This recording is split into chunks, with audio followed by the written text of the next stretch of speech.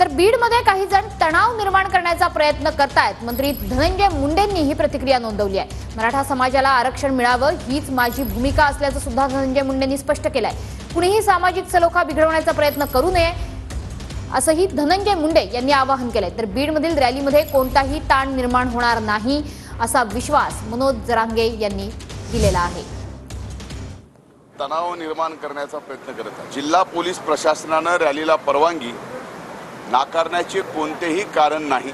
माझ्या बीड जिल्ह्यातील समाज बांधव अत्यंत शांततापूर्ण मार्गाने रॅली पूर्ण करतील असा मला विश्वास आहे। मराठा समाजाला आरक्षण मिळावं यासाठी माझी स्पष्ट भूमिका मांडलेली आहे। म्हणून कृपया करून कोणीही अशा खोट्या अफवा किंवा समाजात बुद्धिभेद करून सामाजिक सलोखा बिघडवण्याचा प्रयत्न करू नये।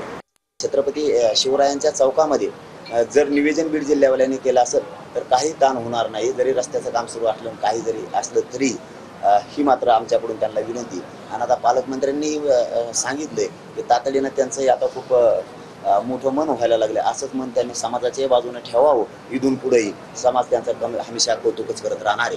पण SP साहेबांनी या कार्यक्रमाला परवानगी नाकारू नये, कारण ही शांतता रॅली आणि प्रशासनाच्या हिताची।